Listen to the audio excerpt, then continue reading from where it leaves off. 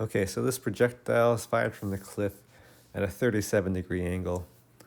It's going to hit the ground at point P.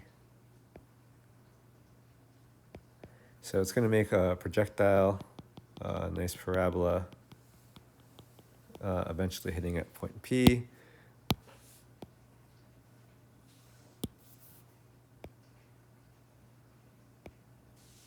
And it asks us a whole bunch of stuff to figure out. It asks us in part A to find a time taken by the projectile to hit the ground at point P. So we have a projectile that's fired at an angle this time. We have a projectile fired at an angle. We're going to want to resolve that velocity into components. So 65, I'll write that down. Resolve initial velocity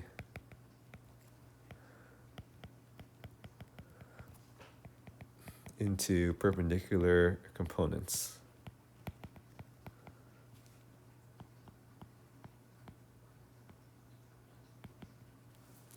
So 65 meters per second. I'm going to draw a right angle triangle out of it.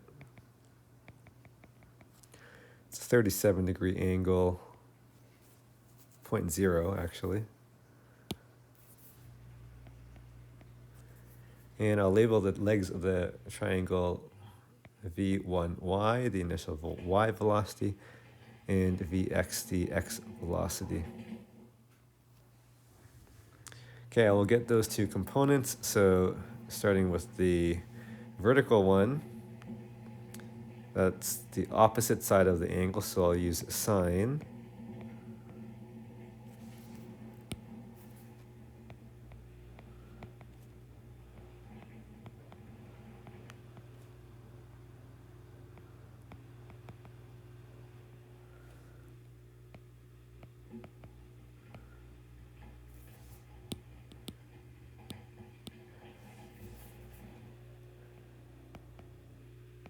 Okay, so sine of 37 degrees multiplied by 65, that's going to be the initial vertical velocity. I'll just get that in the calculator.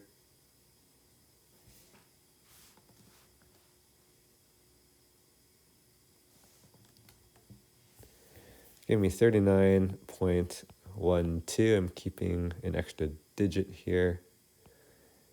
That'll be meters per second up. It's based on the diagram. It's going to be shot at an upward angle. All right, and then the x1, that's the adjacent side, so it'll be cosine 37 degrees. Will be the x velocity divided by 65.0. And solving for that, it'll be cos 37 times 65.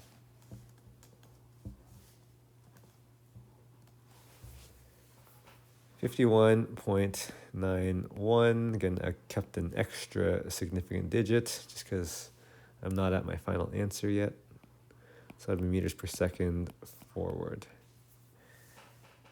Okay, so note in the SOHCAHTOA equations, I used the magnitude. It's the magnitude that goes there. But once I know the magnitude, I also want to communicate the direction as well. So in my second line, I wrote it as a full vector, magnitude as well as direction. Okay, that's information I'm going to kind of take with me.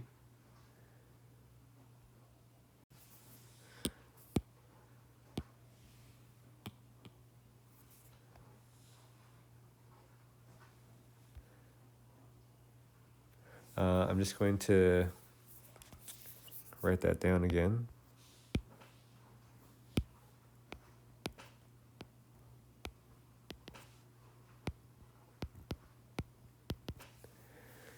All right.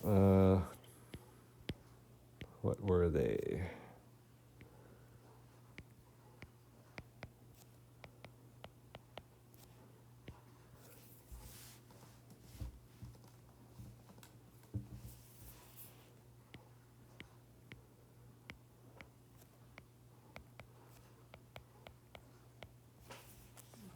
Okay, I'm going to try to solve part A now,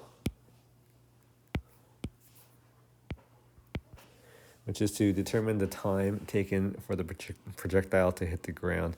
So I think I can solve that with all the vertical information that I have. I'll use the y velocity that I just found, so this one right here.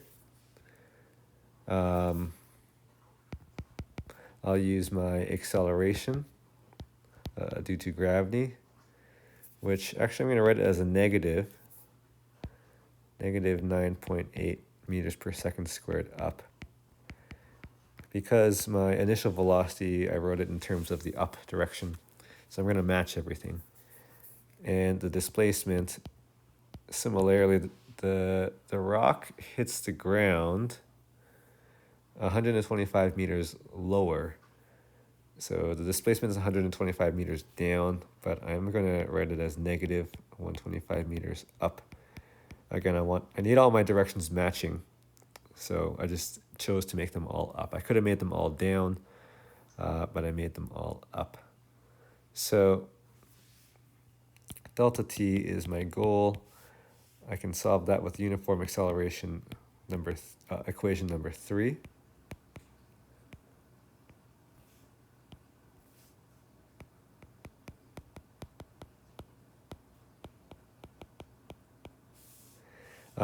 Unfortunately, there's nothing that's 0 here. So what ends up happening is I'm going to fill in the values now. So negative 125 for displacement, 39.12 delta t plus half negative 9.8 delta t squared.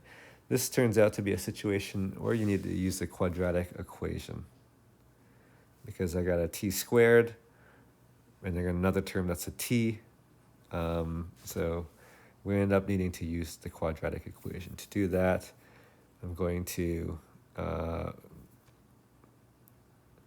move everything to one side so the other side is 0. So move everything over to the left, starting with my t squared term. 4.9 t squared goes on the left. That's because half times negative 9.8 is negative 4.9.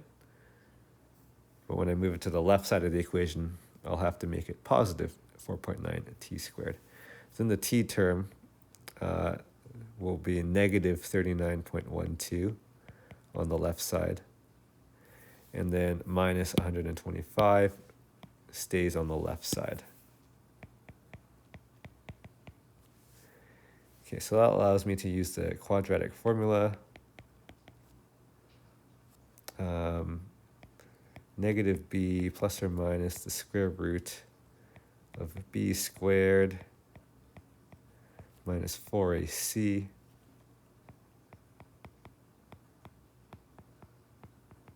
all over 2a. Okay, I'll type that in my calculator. I could have also just found an online algebra calculator and just typed the equation in originally. It would just solve it for me. But let me try throwing this in the calculator here. So I'll start with a positive 39.12 plus square root 39.12 squared minus 4 times 4.9 times negative 125. All over 4.9 times 2. So that ends up making 10.4 seconds.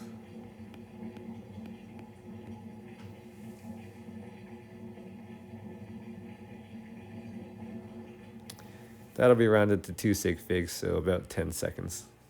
We might answer to A. Okay, part B. Find the range x of the projectile. The range stands for the horizontal distance traveled. So horizontally,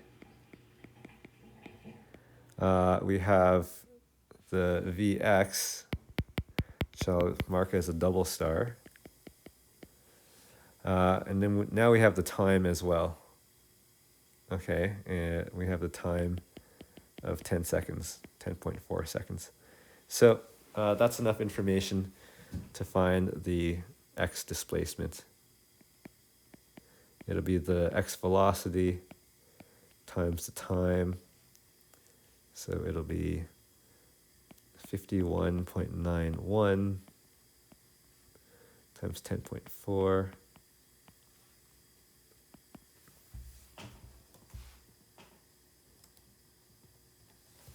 Makes 541 to 2 sig fig, so that'll be 5.4 times 10 squared meters.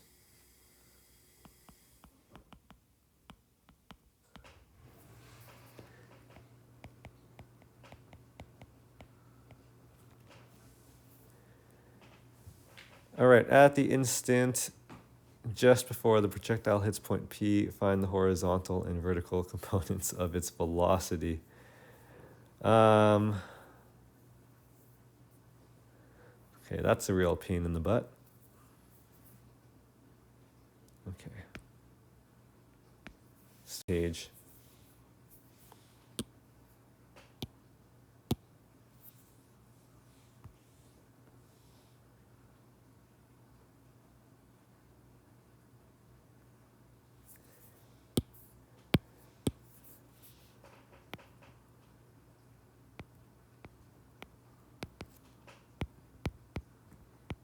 I'm recopying down what I calculated from the very first slide here. Don't really remember what they are, so I'm just going to calculate it again.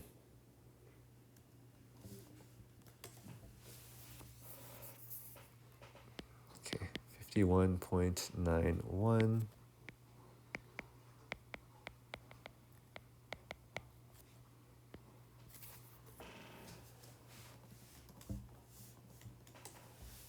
$39.12.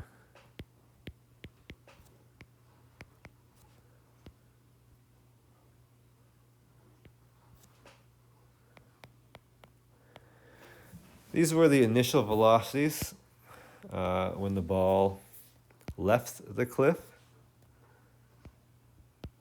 Okay, so those two velocities match the vector at the top of the cliff there. Now the ball makes a parabola, hits the ground. When it hits the ground, what I'm trying to do is find the velocity vector for just before it hits the ground. So what would the x and y components of that velocity vector be? Well, the x component actually stays the same. Okay, that's projectile motion. The x velocity stays constant. However, I will need the new y velocity. Okay, so I'm doing part C now.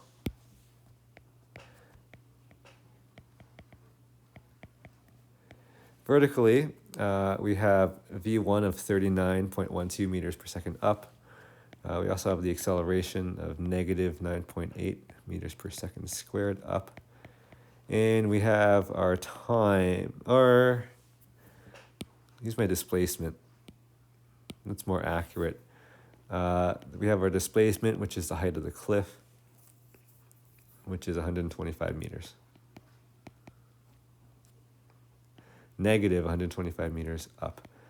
We can actually use this to find V2 in the y direction. So the formula I would choose is formula number 5. V2 squared equals V1 squared plus 2 acceleration times displacement. And solve for V2, well, simply by square rooting.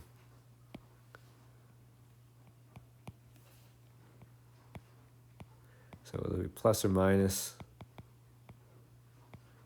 the square root 51.91 squared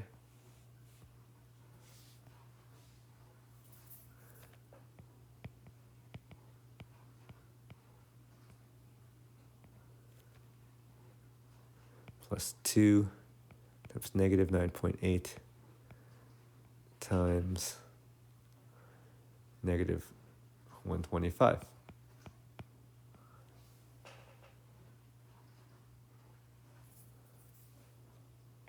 That'll equal plus or minus. Okay, I'll get that in the calculator.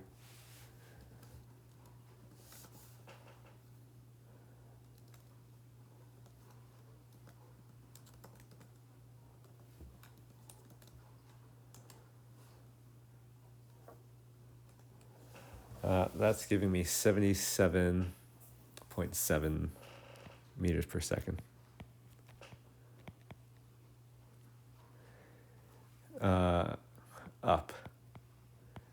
Up because all the variables I put into the equation were up. So plus or minus, what's inadmissible? So this time actually the positive is inadmissible because when the ball is about to hit the ground, it's moving down. So the answer actually needs to be negative up. So the positive one is inadmissible. Okay, so the answer to C is 51.9 meters per second for the horizontal and 77.7 meters per second. Well, that'll be rounded to 78 meters per second vertically.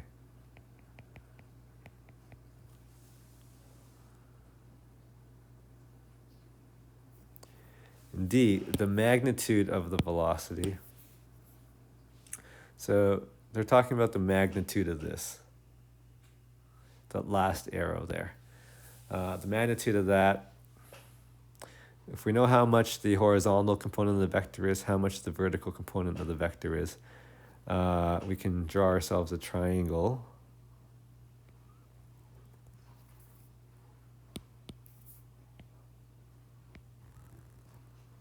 So 51.91 horizontally, 77.7 vertically. That makes a nice right angle triangle. We can get the hypotenuse.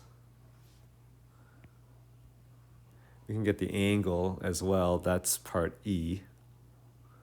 So we can do D and E at the same time.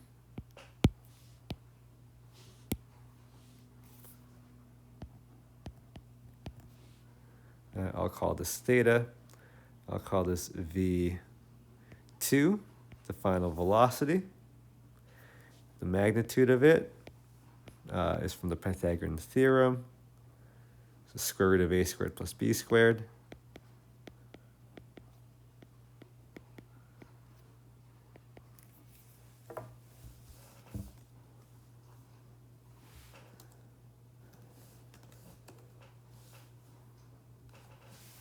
Giving me 93 meters per second. And the angle is going to be the inverse tangent of opposite over adjacent, so 77.7 over 51.91.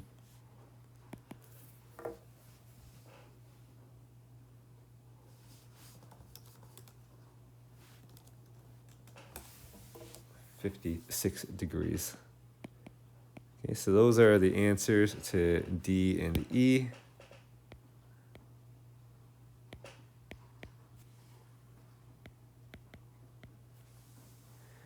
And finally, find the maximum height above the cliff top reached by the projectile. Maximum height above the cliff top.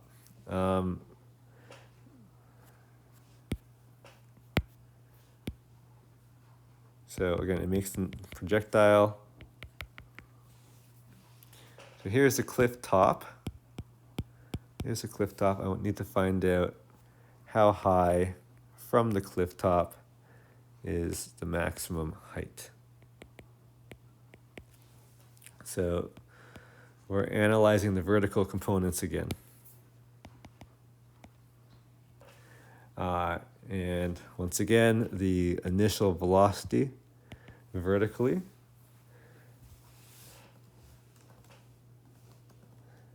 is, I think it was 39.11.12.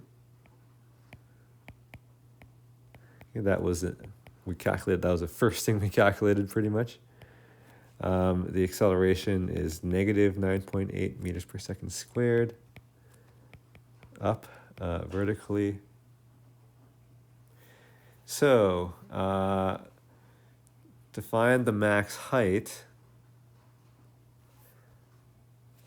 the key is recognizing that at the maximum height, the vertical, it stops moving up. Like it's no longer moving up, and it's just about to start moving down.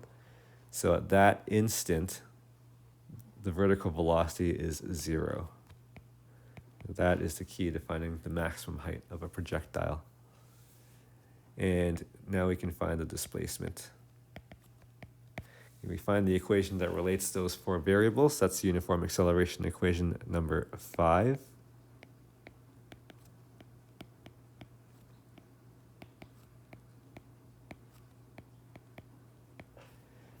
The V2 term is 0. That all makes 0. I can solve for my displacement. So the algebra will be subtracting the V1 squared and then dividing by 2 and dividing by acceleration.